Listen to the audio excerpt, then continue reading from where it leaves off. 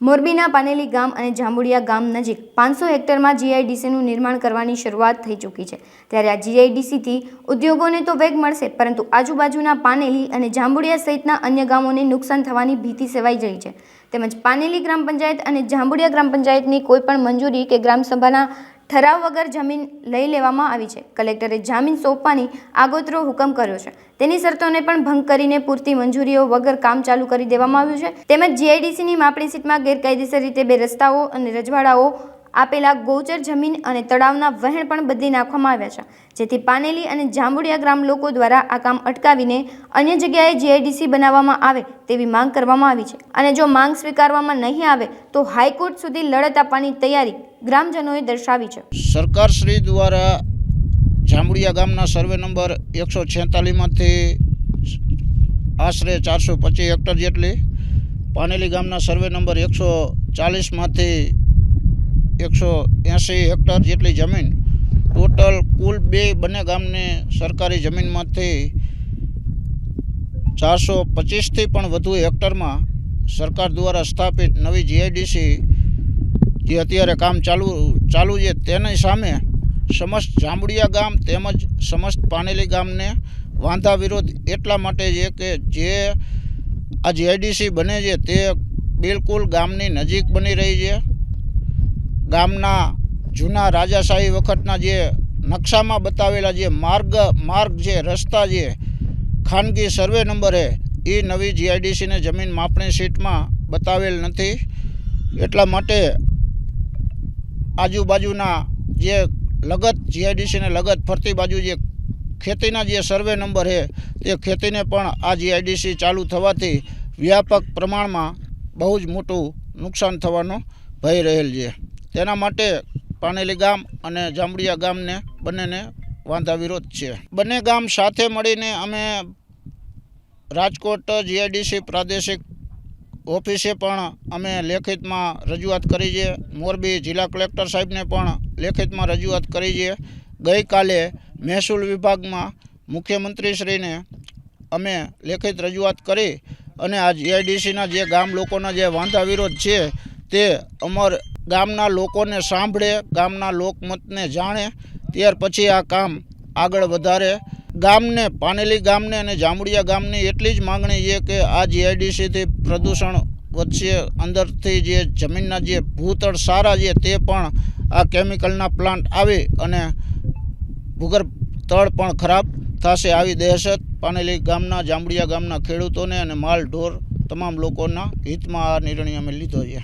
આગામી સમયમાં અમે રાજ્ય સરકારમાં રજૂઆત કરી છે, પણ અમને ભરોસો વિશ્વાસ છે કે રાજ્ય સરકાર બંને ગામની આશરે 15થી 20 હજારની વસ્તી છે તેને ધ્યાનમાં રાખી અને અમારી માગણી સ્વીકારશે। તેમ છતાં પણ ન સ્વીકારે તો બંને ગામના લોકો સાથે મળી અને પ્રાથમિક રીતે આમ તો બધું નક્કી કર્યું છે કે કદાચ આપણી રાજ્ય સરકાર મંજૂરી માગણી જે છે એ ન સાંભળે અથવા તો અનાદર કરે તો પછી જે કાંઈ પણ સંવિધાન મુજબ, કાયદા કાનૂન મુજબ હાઈકોર્ટમાં અમે આના ઉપર, આ કામ ઉપર સ્ટે લેવા માગણી કરી છે। અને હું તો પણ ઉદ્યોગપતિને પણ વિનંતી કરું છું કે જાહેર રસ્તા ઉપર, ખાનગી સર્વે નંબર ઉપર જે લેઆઉટ પ્લાન બનાવ્યો છે, નવી માપણી કરીને બધું ગાયબ કર્યું છે, તો તેમાં પણ આપ પ્લોટ ખરીદતા નહીં। ભવિષ્યમાં કાયદાકીય પ્રશ્ન ઊભો રહેવાનો જ છે,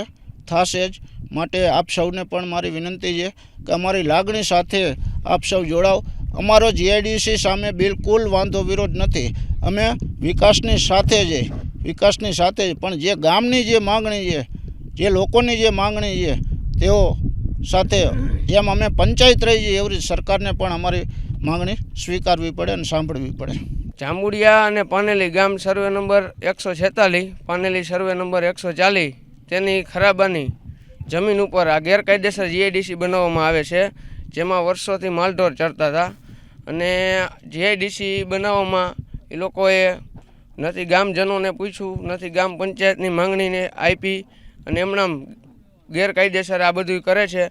એમાં અમુક શરતોનું ઉલ્લંઘન કરીને આ કામ આગળ વધારે છે, એ અટકાવવા અમારી વિનંતી છે। આગામી ધોરણે અમે કોર્ટમાં જઈશું અને અમે રજૂઆત કરશું ત્યાં પણ કે આ કામ આગળ ન વધે.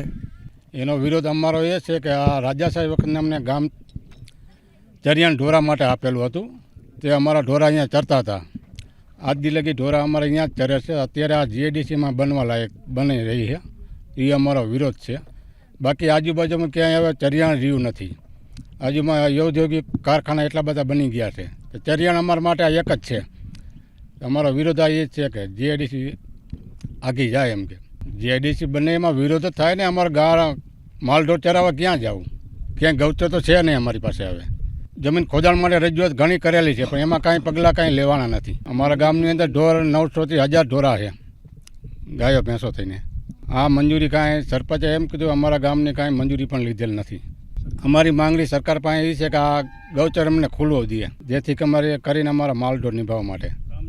પાંડેલીથી આપણે જાંબુડીએ રોડ જાય એ રોડનો નકશો છે નહીં, અને આપણે ઘૂંટુથી પાંડેલી આવે એ નકશામાં રોડ બતાવતો નથી. અને પાંડેલીનું તળાવ આપણે રહ્યું એમાં આપણે પાણીના હોંકરા જે રહ્યા એ બધા બંધ કરી નાખ્યા છે. તો અમારે આ બધા માલઢોર ક્યાં પાણી પીવા જાય? જાંબુડિયા, પાંડેલી, ઘૂંટું, લખધીરપુર એ બધાના માલઢોર ક્યાં પાણી પીવા જાય? કારકાનગર.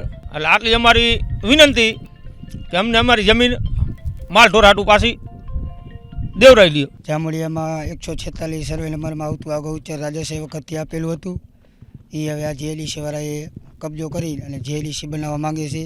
તો અમારે આ બધો અમારા ગામમાં 900થી 1000 માલ પશુધન ભેંસો ગાયો હવે અમારા ગૌચર રહી નથી. અમારે હવે આ માલઢોર ક્યાં ઊભો રાખવો? તો આ સરકારને આ પગલાં લેવા પડે. અમે સરકારને રજૂઆત કરી એટલે આ બધું જીઆઈડીસી થોડીક આગી જાય એ અમારી ગામની માંગણી છે. જો આ માંગણી સ્વીકારવામાં નહીં આવે તો અમે કોર્ટ લગી પણ જવા તૈયાર છે. પાનેલી અને જાંબુડિયાના વિવિધ ગ્રામજનોની સહીવાળી એક એપ્લિકેશન અમોને મળેલી છે કે જે એમને સેક્શન અધિકારીને ઉદ્દેશીને કરી છે. અને એમાં એમણે જે ત્યાં જીઆઈડીસી છે એમાં કેટલીક શરતભંગ બાબતે કે એનો ઉલ્લેખ કરેલો છે. અને જે ગામજનોની પણ એમાં ઘણા બધા લોકોની સાઇન છે. એની એપ્લિકેશન માટે અમે લોકો પ્રાંત અધિકારીશ્રી અને ડીએલઆરશ્રી મારફતે તપાસ કરાવીશું અને તપાસમાં જે રજૂઆત આવશે તે પ્રમાણેની કાર્યવાહી નિયમ અનુસાર કરવામાં આવશે.